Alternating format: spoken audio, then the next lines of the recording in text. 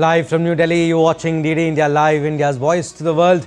I'm Abhishek Mahajan. Coming up in the next 30 minutes. Trump and Xi Jinping do trade talks in South Korea. Both leaders signed one-year deal on rare earths. Trump lowers tariffs on China.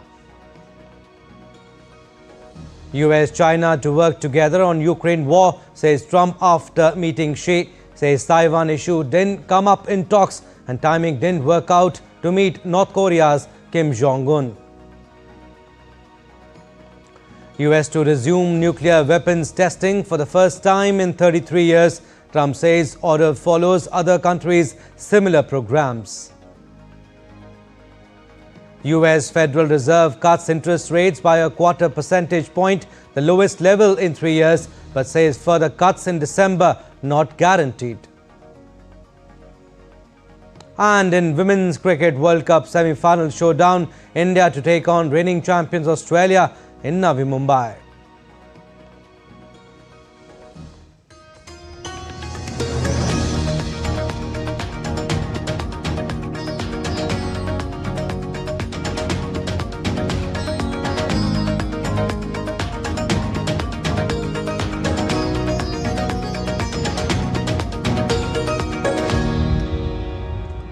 High-stakes meeting between US President Donald Trump and Chinese leader Xi Jinping concluded in Busan with a decision on tariffs, rare earth exports. The bilateral meeting, which was held for about an hour and 40 minutes longer than scheduled, was their first face-to-face meeting since 2019. Speaking to the reporters on board Air Force One after the meeting, Trump said he had struck a deal to reduce tariffs on China in exchange for Beijing resuming US soybean purchases, keeping rare earths export flowing and cracking down on the illicit trade of fentanyl. Earlier, as they sat down with their delegations at talks, she told Trump via a translator it was normal for the two leading economies of the world to have frictions now and then. For years, I have stated in public many times that China and the United States should be partners and friends. This is what history has taught us and what reality demands. A few days ago, in the latest round of consultation, our two economic and trade teams reached basic consensus on addressing our respective major concerns and made encouraging progress. This provided the necessary conditions for our meeting today. Mr. President, I am ready to continue working with you to build a solid foundation for China-US relations and create a sound atmosphere for the development of both countries. And the trade war reignited this month after Beijing proposed dramatically expanding curbs on exports of rare earth minerals vital for high-tech applications, a sector China dominates. Trump vowed to retaliate with additional 100% tariffs on Chinese exports and with other steps including potential curbs on exports to China made with US software, moves that could have upended the global economy. But while meeting Xi, Trump said he will have fantastic relationship for a long time.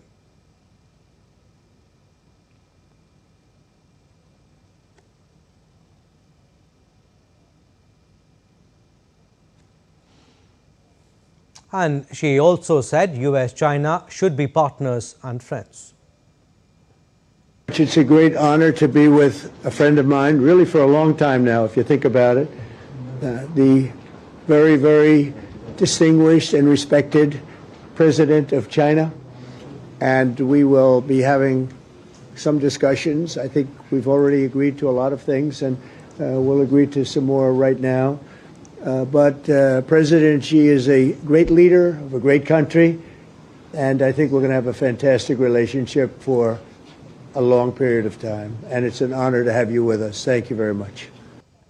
And on conflicts around the world, she said China and US must jointly shoulder responsibility as great powers. President Trump, it is a great pleasure for me as well to meet you. And it feels very warm seeing you again because it's been many years. Since your re-election, we have spoken on the phone 3 times, exchanged several letters, and stayed in close contact.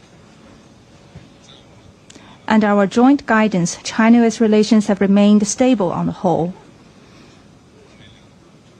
Given our different national conditions, we do not always see eye to eye with each other, and it is normal for the two leading economies of the world to have frictions now and then. And in the face of winds, waves, and challenges, you and I, at the helm of China-US relations, should stay the right course and ensure the steady sailing forward of the giant ship of China-US relations. I always believe that China's development goes hand in hand with your vision to make America great again. Mr. President, you care a lot about world peace, and you are very enthusiastic about settling various regional hotspot issues. I appreciate your great contribution to the recent conclusion of the Gaza ceasefire agreement. During your visit to Malaysia, you witnessed the signing of the Joint Declaration on Peace along the Cambodia-Thailand border, to which you had provided input. China has been helping in our own way Cambodia and Thailand properly settle their border disputes, and we have also been promoting peace talks to resolve other hotspot issues. The world today is confronted with many tough problems. China and the US can jointly shoulder our responsibility as major countries and work together to accomplish more great and concrete things for the good of our two countries and the whole world. And let me quickly get you the key highlights of Trump's reactions after the meeting. Donald Trump termed his meeting with Xi as amazing, in which he said a lot of decisions were made. One of the most contentious issues between the two sides was of rare earth, on which Trump stressed that all the related issues have been settled and there are no more roadblocks. Trump also told reporters that effective immediately, the US will reduce tariffs by 10% on all Chinese goods enacted earlier in response to the flow of chemical ingredients for fentanyl into the US. He stressed that Xi has agreed to work very hard to stop fentanyl. Trump noted that China, as announced earlier, will start buying large quantities of soybeans, which I appreciated, he said. Trump said Beijing will be speaking to NVIDIA CEO Jensen Huang and others about taking chips. Trump said he will be going to China in April and Xi will be visiting the US sometime after that. Overall, on a scale of 1 to 10, Trump rated the meeting with Xi at 12.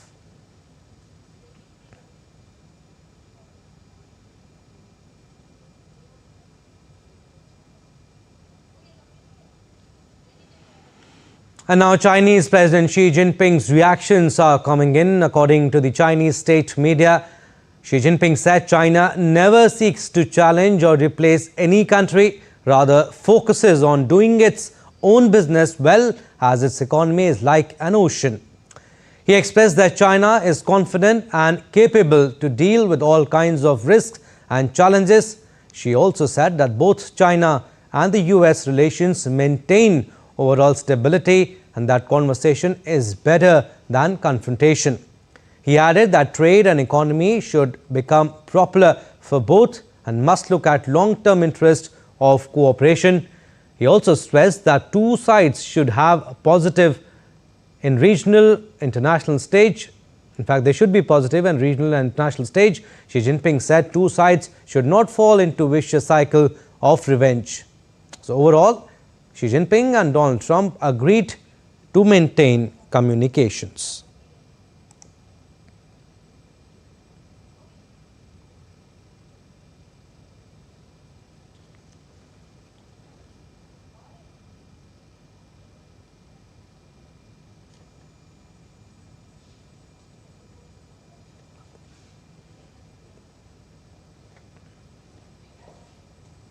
Meanwhile, there were concerns ahead of today's talks that Taiwan would become a pawn in the highly anticipated meeting between the two superpowers.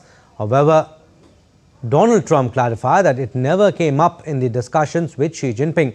Ahead of the talks, the self-governed island said it is confident in its relations with the US. Foreign Minister Lin Jialong said both the nations have close cooperation on security and other matters.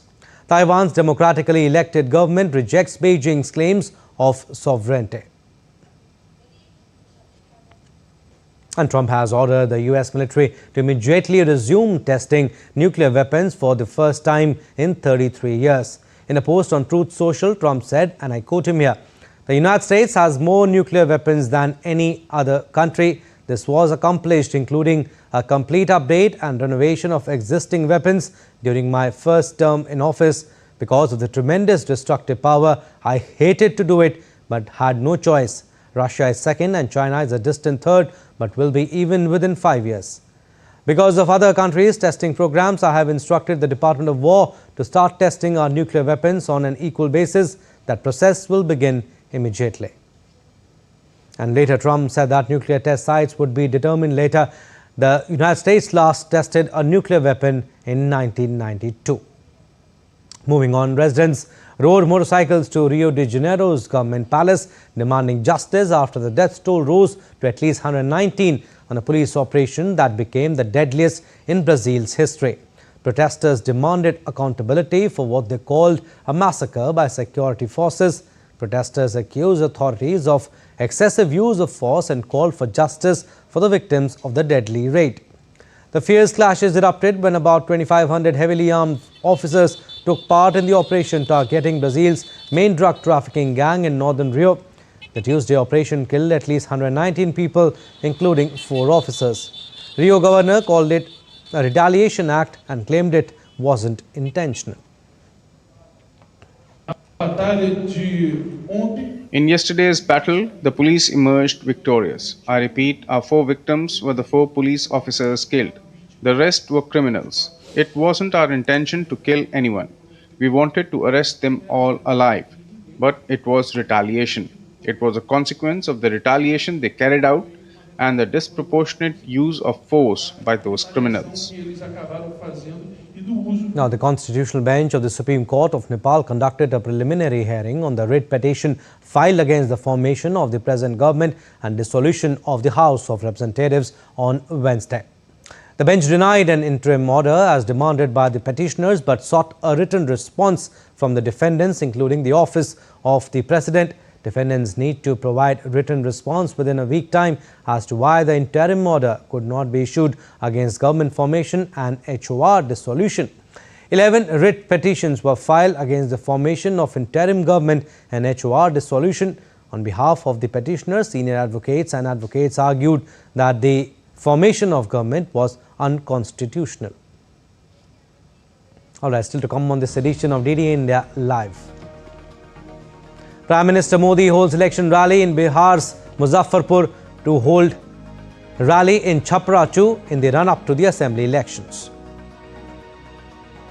Remembering Dr. Homi Jehangir Bhabha, the visionary physicist who laid the foundations of India's nuclear program. And Rajasthan's Pushkar Mela comes alive, hosts India's largest livestock fair.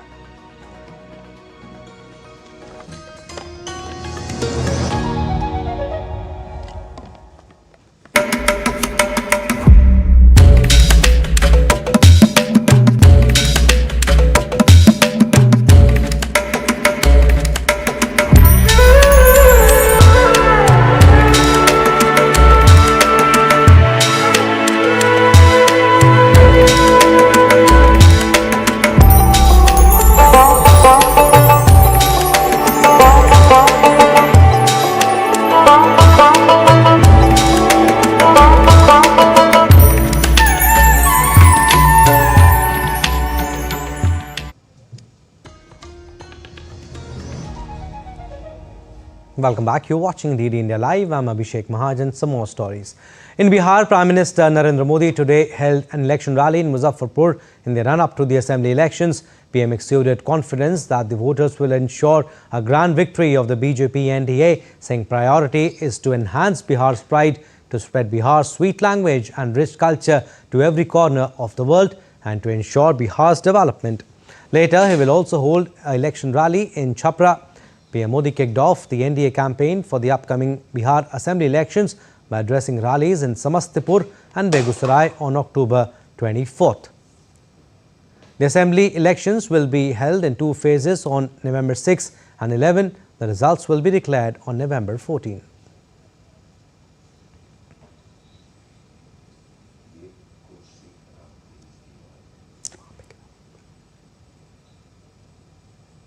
Later in the day, Prime Minister Modi will visit Gujarat, where he will travel to Ekta Nagar, Kevadia.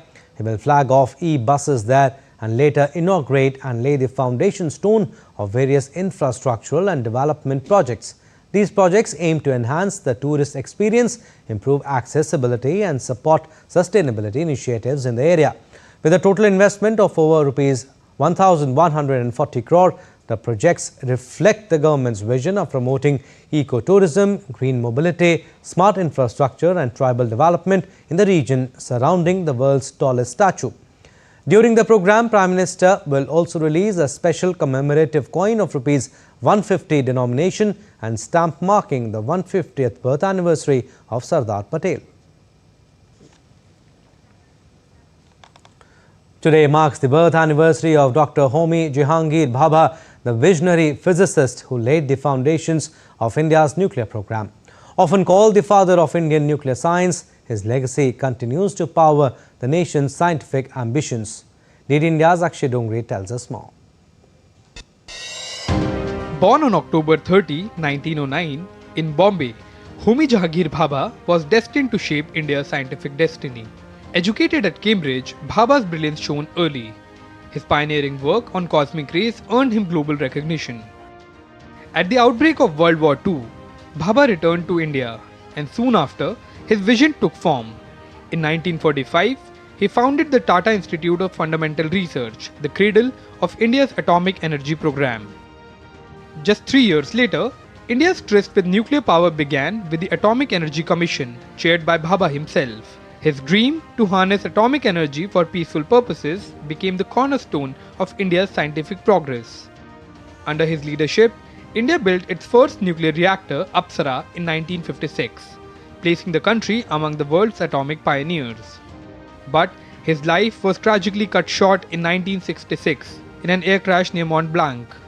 Yet his legacy lives on in the Bhabha Atomic Research Center, in India's space and nuclear missions, and in every young scientist he continues to inspire. And today, as India strides into an era of advanced technology and clean energy, Dr. Homi Bhabha's vision remains a guiding light, reminding us that science in the service of humanity is the truest form of nation building. New Delhi, Akshay Dongre, DD India.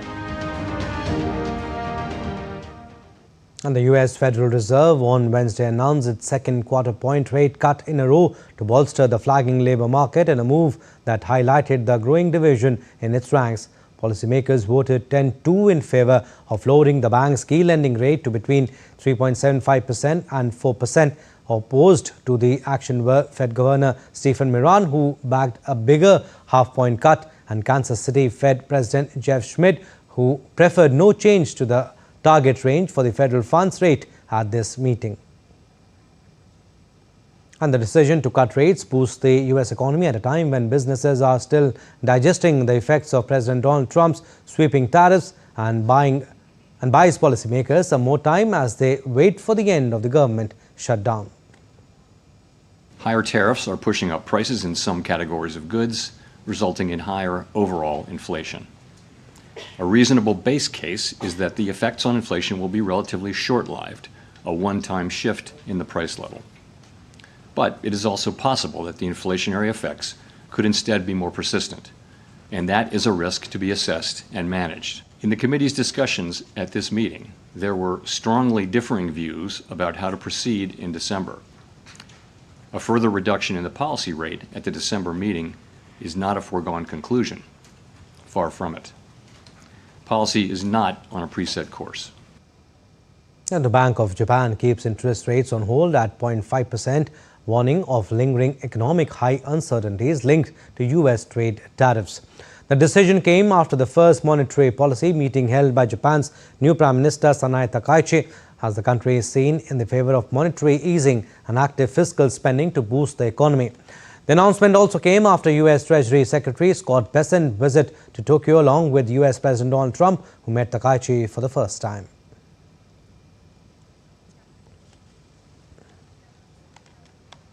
All right, sports updates now. We'll start with cricket. It's a blockbuster semi-final at Navi Mumbai's D.Y. Patil Stadium as India faced defending champions Australia in the Women's World Cup 2025.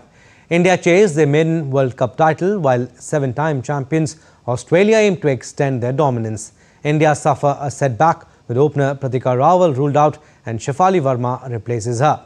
A thrilling battle awaits as India look to end Australia's unbeaten World Cup streak since 2017.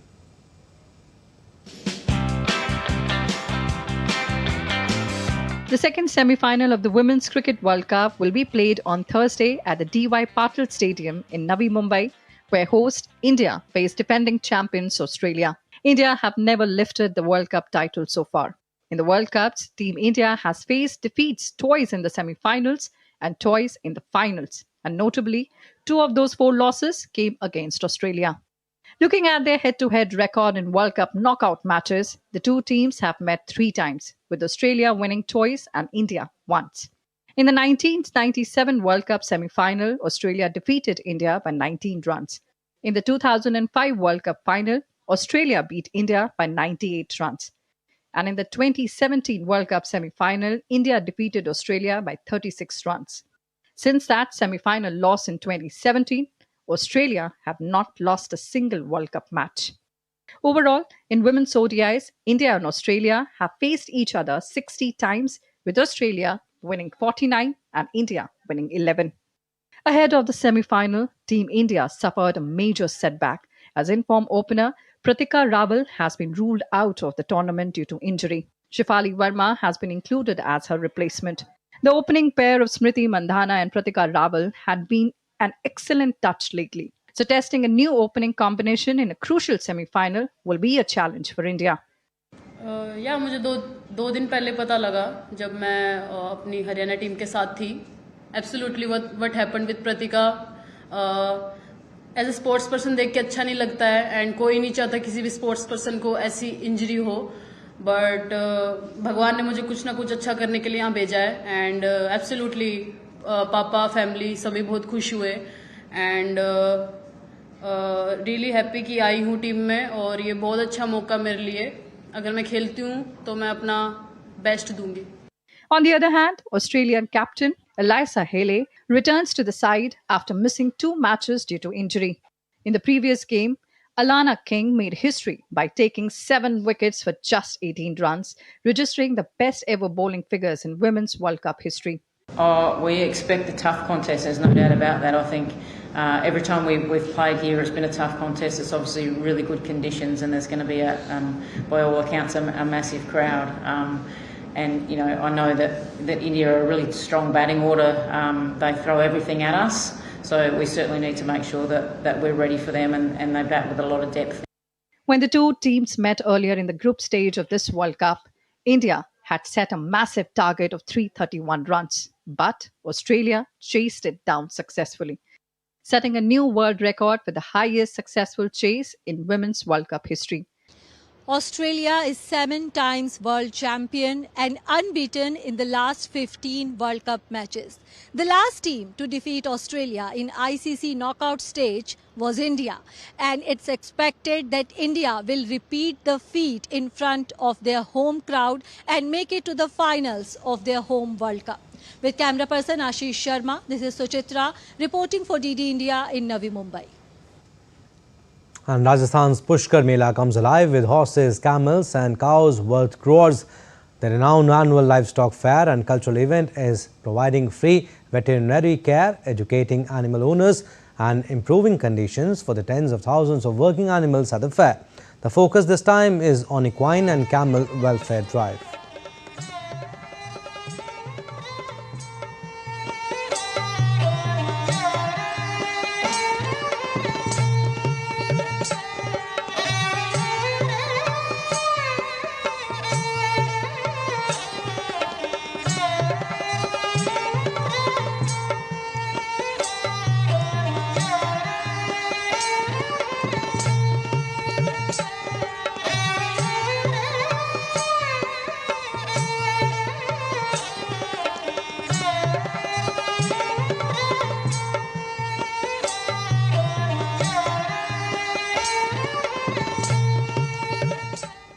Well, that's all we have in this edition of DD India Live. But do let us know your thoughts on the news of the day. For those on the go, you can get all the latest news and updates from India and across the world on DD India mobile app.